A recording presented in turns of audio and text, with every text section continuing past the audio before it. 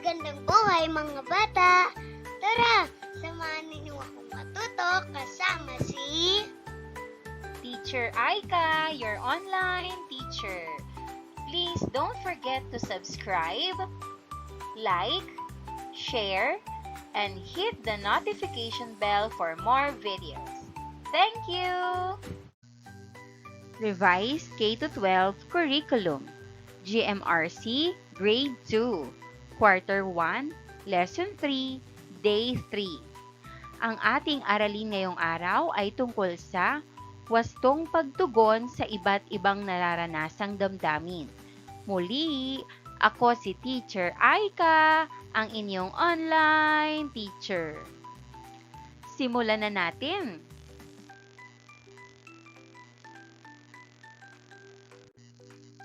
Mga layunin.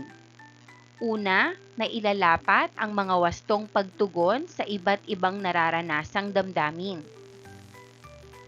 Pangalawa, nakapagsusuri na ang pag-unawa sa sariling damdamin sa paglinang ng pansariling disiplina na makikita sa mga kilos at pakikipag-ugnayan ay pagsasanay sa pagiging totoo.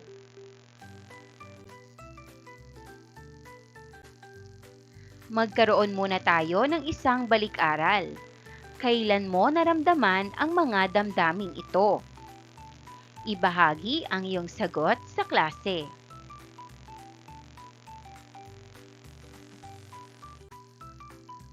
Pagganyak, muli nating bigkasin ang tulang tinalakay kahapon.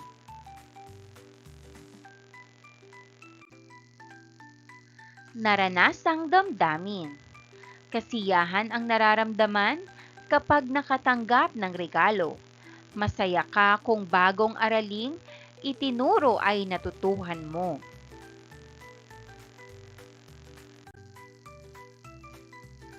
Lungkot naman kapag napagalitan o gusto'y hindi natamo. Pagkalumbay kung sa magulang nawalay o nalayo.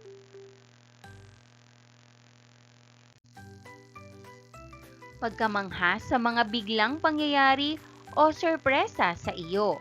Pagkagulat naman sa mga huni, kaluskos ng mga bagay sa paligid mo.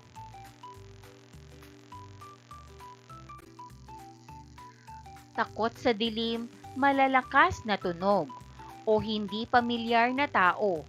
Pangamba ang pakiramdam sa mga sitwasyon, tulad ng lindol at bagyo. Ano-anong mga damdamin ang nabanggit sa unang taludtod? Sa unang saknong.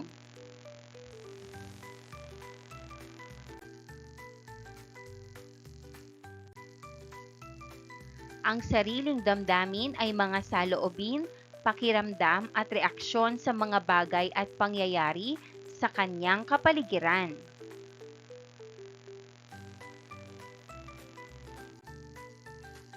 Nakapagsusuri ay nakapag-analisa ng isang bagay, pangyayari, ideya o sitwasyon at nagbibigay ng sariling pagkaunawa base sa kanyang nararamdaman at nalalaman.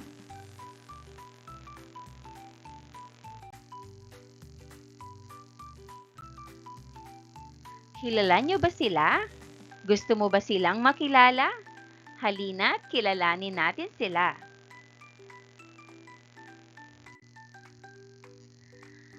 Sila ay sina Ben at Mila. Sila ay magkaklase. Sila ay nasa ikalawang baitang. Tapat, magagalang at mahuhusay silang mga bata. Laging matataas ang marka nilang nakukuha. Isang araw, nagkaroon sila ng pagsusulit. Mababa ang nakuha ni Ben at Mila sa pagsusulit na yon. Nalungkot si Mila kasi alam niya na hindi na niya makukuha ang pangakong premyo ng nanay niya. Si Ben naman ay hindi nalungkot. Sinabi na lang niya na babawi siya sa susunod na pagsusulit. Alam niya kasi na nagkulang siya sa pag-aaral, kaya naging ganon ang kinalabasan.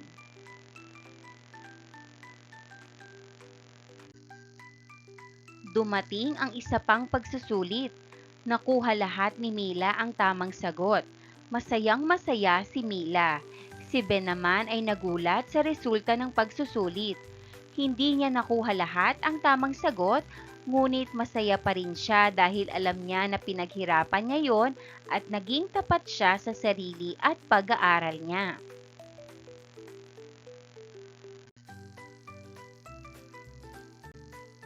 Narito ang mga gabay na tanong tungkol sa ating kwentong binasa. Una, sino-sino ang mga tauhan sa kwento?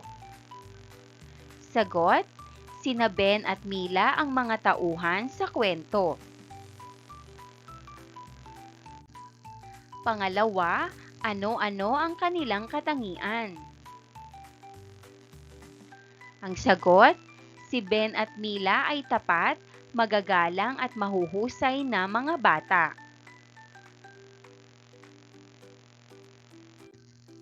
Pangatlo, ano ang naging resulta ng unang pagsusulit ni na Ben at Mila?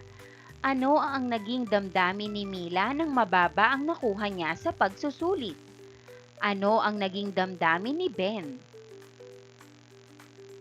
Sagot, mababa ang nakuha nilang pareho sa unang pagsusulit. Nalungkot si Mila kasi hindi niya makukuha ang premyo ng kanyang nanay. Si Ben ay hindi nalungkot. Sinabi niya na babawi siya sa susunod.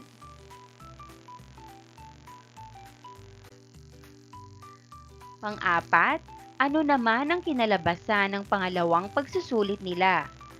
Ano ang mga naging damdamin nilang dalawa?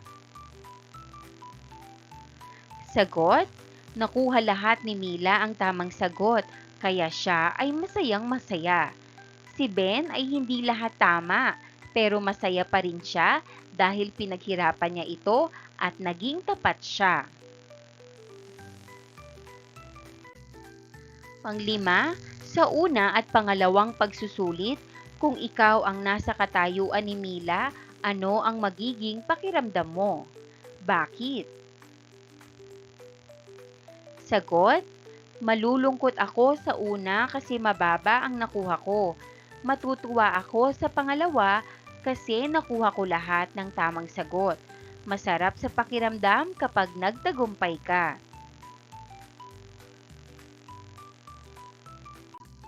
Pang-anim, sa una at pangalawang pagsusulit, kung ikaw ang nasa katayuan ni Ben, ano ang magiging pakiramdam mo? Bakit? Sagot, sa una, hindi rin ako malulungkot. Alam kong kasalanan ko kaya babawi ako.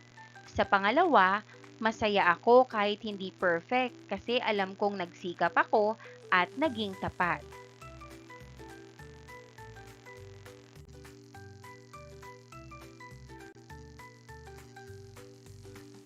Paano nyo maipapahayag ang inyong damdamin sa isang sitwasyon?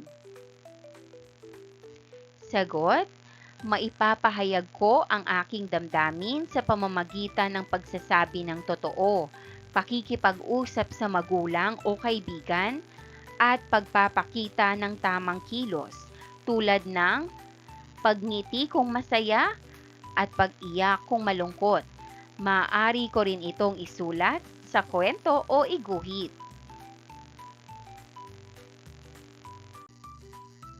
Panuto, sabihin ang inyong mararamdaman kung kayo ang nasa sitwasyon. Una, mababa ang nakuha ni Mila sa pagsusulit. Siya ay nalungkot.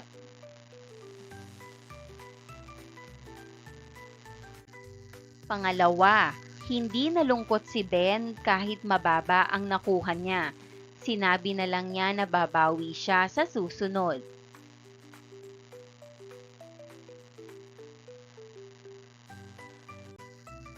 Pangatlo, nakuha lahat ni Mila ang tamang sagot. Naging masaya siya.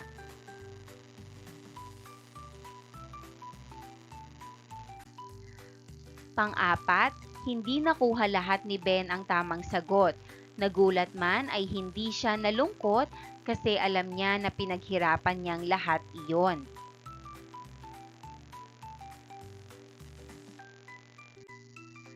Panglima, upang maging mataas din ang makuha sa pagsusulit, daragdagan pa ni Ben ang sipag sa pag-aaral.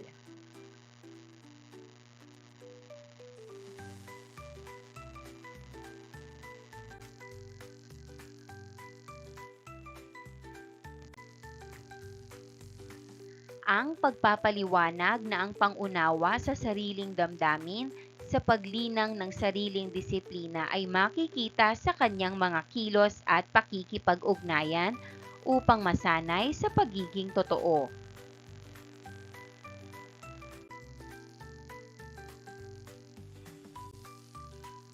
Panuto, sabihin ang angkop na damdamin na tumutugma sa larawan base sa inyong karanasan.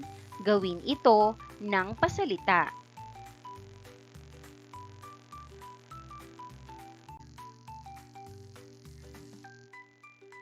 Sa unang kolum, makikita natin ang mga imahe bilang isang sitwasyon. Pangalawa, ano ang emosyon ko sa sitwasyon? Pangatlo, bakit ko nararamdaman ang ganito? Pang-apat, paano ito nakakaapekto sa aking mga kilos? Ibahagi ang iyong sagot sa klase.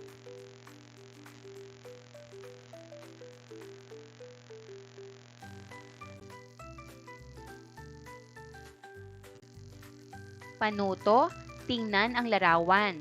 Kung ikaw ang batang nagbigay ng regalo, ano ang iyong mararamdaman?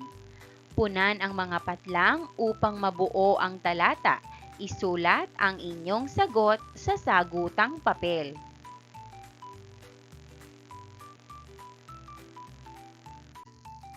Narito ang inyong sasagutan. Gawin ito sa inyong kwaderno. Maraming salamat sa panonood. Huwag kalimutang i-like at mag-subscribe para sa higit pang educational content. I-click ang bell icon para ma-update ka sa ating mga bagong video. Salamat!